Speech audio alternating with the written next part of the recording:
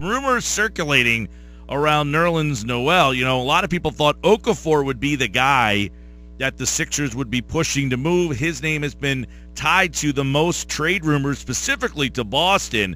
But now we're hearing teammate Nerlens Noel has also, possibly not asked for a trade, but would be open to a deal. And we bring in Michael Kaskey-Blomain from 97.3 ESPN.com. Michael, why is Nerlens Noel's name all of a sudden being brought up? I think a lot of it has to do with his behavior over this summer and his kind of the lack of him being around the team throughout, basically since the season ended. You've seen some of the other Sixers core players, most notably Embiid and Jahlil Okafor, be pretty present throughout the summer since, Ben Simmons got drafted. They've been sending out, tweets. They were out in Vegas with the Summer League team. They'll be at the Beach Bash coming up. It just seems like Okafor and Embiid have been pretty active with the organization throughout the summer, where Nerlens has kind of just been MIA, for the duration, basically.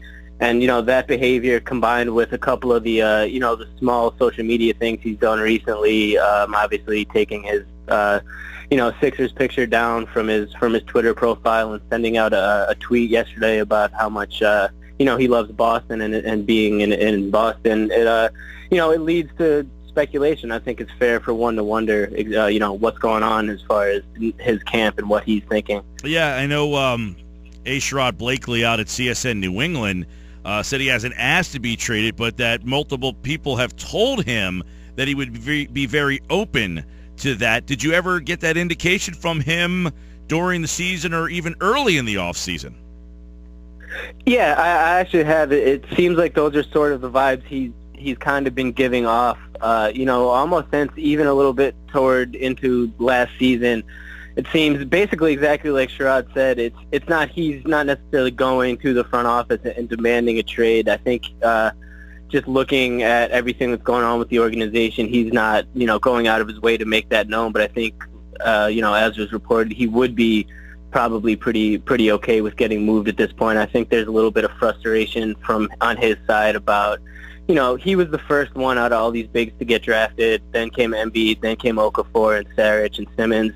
And, I think just the repetitive nature of his position, the logjam, and just the uncertainty and the constant, him constantly coming up in trade rumors over the past year plus, I think it's just kind of worn on him, overall. And you can't necessarily blame him for that. So I think it's at this point a situation would be he's due for a contract next year. There's not necessarily any signs that he would be receptive to re-signing in Philly long term. So I think, if a move were to come, especially to somewhere like Boston, where he's, obviously has long-standing ties and allegiances to, I think he would, certainly embrace the opportunity. Yeah, because it seemed, Michael, that Okafor was the more, the guy who was the bigger possibility to be dealt seemed to be Okafor over Noel. It seemed that the Sixers liked Noel over Okafor, right? I mean, is that the way you felt too?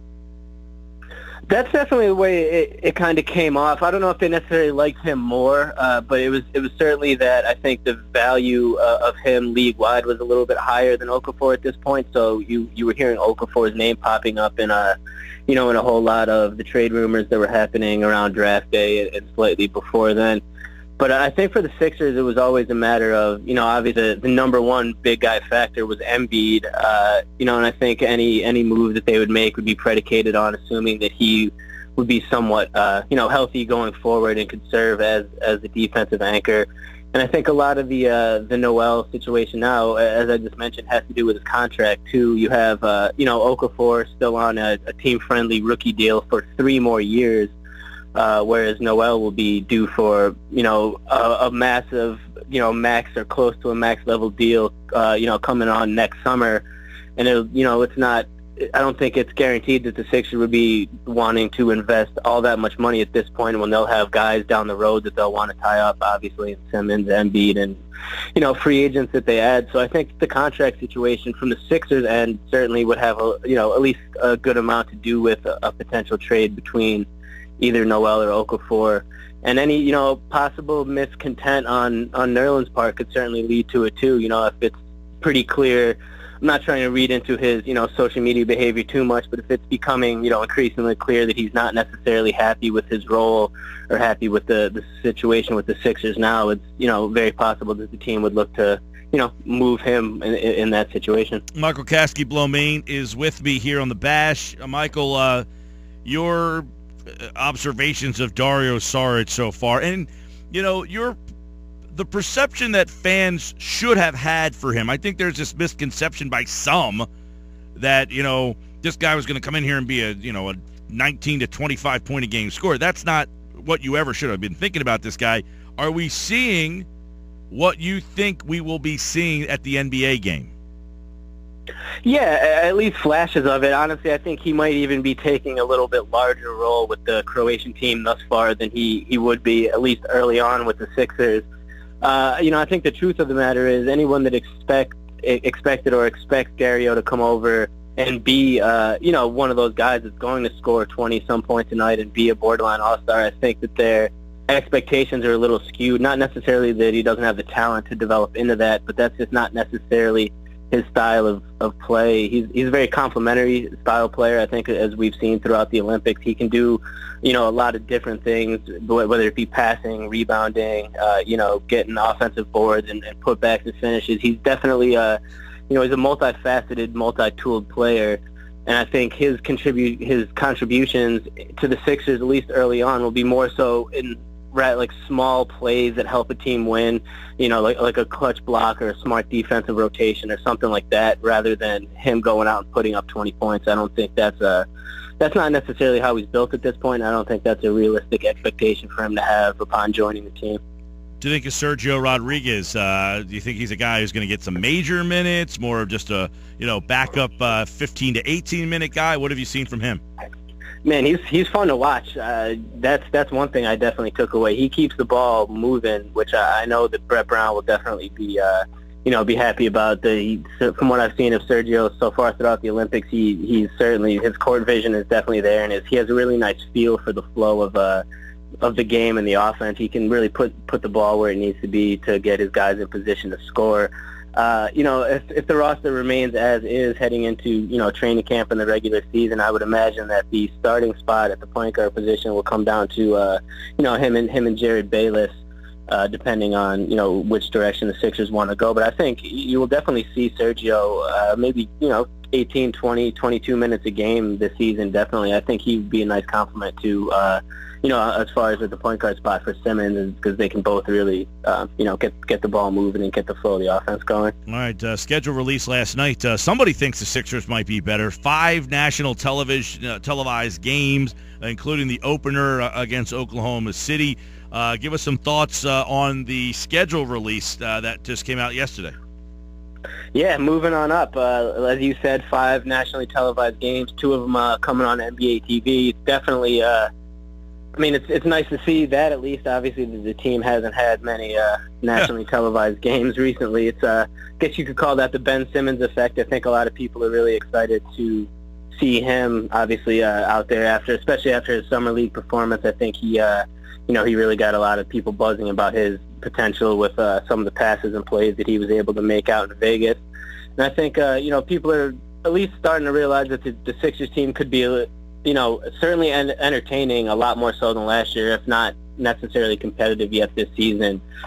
Just between the new additions and the young talent on this team, I think, I think people will slowly start to take notice. I think that's, displayed by the national TV games that we're getting. And that opening night should certainly be pretty exciting. Obviously, the ESPN game with Russell Westbrook and the Thunder coming in for the first game in the post-Kevin Durant era for the Thunder. So that should be definitely an exciting one to catch. Do you read into it all? That's what we like to do sometimes. We read into things. But the fact that in the press release, the Sixers actually went there. They wrote Joel Embiid's name to come see Ben Simmons, Joel Embiid, and Dario Saric take on Brandon Ingram as the top 4 Rookie of the Year, or 4 of the top Rookie of the Year candidates. They actually mentioned him in the press release. I was like, whoa, that's bold. Yeah, I mean that is pretty bold considering that we haven't seen him on the court yet. But like we were talking about a few weeks ago, I think all signs point to him being good to go. Embiid himself just put up a picture last night on his Instagram after the schedule was released of himself shooting free throws in his uniform with the date of the regular season. That was an opener. Actual real picture that you tweeted. I thought that was. Oh yeah. I thought that was from like a while back. That was like yesterday. Yeah, he put that up last night after the schedule was released with the date. It says October 26th. Trust the process. That's a date of that opening game against Oklahoma City. So, he's obviously targeting being ready to go for that opening night, and I think knock on wood, barring any other setbacks, he should be fully cleared for that opening night. And I think that the Sixers are banking on him being good to go for the season, not necessarily playing 82 games, 35 minutes a night, but being a guy that they can start to work into their roster and build around. All right, I know my producer Josh is going to like this question. Did you see Embiid hit the golf ball? Oh yeah. So did he hit it? Did he hit it straight down the middle? Was that were we duped? Was that edited? It was hard to tell. It reminded me of the scene from Happy Gilmore at the beginning where Adam Sandler hits it in like 400 and some yards down a block through a window where you see it start and you see it end, but you can't really tell. But I don't know. I'll give Joel the benefit of the doubt. It looked like he crushed it pretty straight down the green there, and he's definitely been putting in the work in the weight room. So I'll give him the benefit and say it was real. Yeah, we had a nice debate on that one yesterday. Check out the video on our website 973ESPN.com. Michael Kaskey-Blomain will have full Sixers coverage on the website this season at 973ESPN.com. And I know I will see you at opening night, pal. Yes, sir. Looking forward to it.